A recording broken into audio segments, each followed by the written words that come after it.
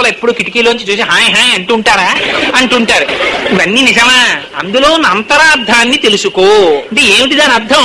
మనకున్న కుండలిని శక్తిని కామోపభోగ జీవితము కొరకై వెచ్చించడం అనేటటువంటిది తుచ్చమైన సుఖమును ఆకాంక్షించుట.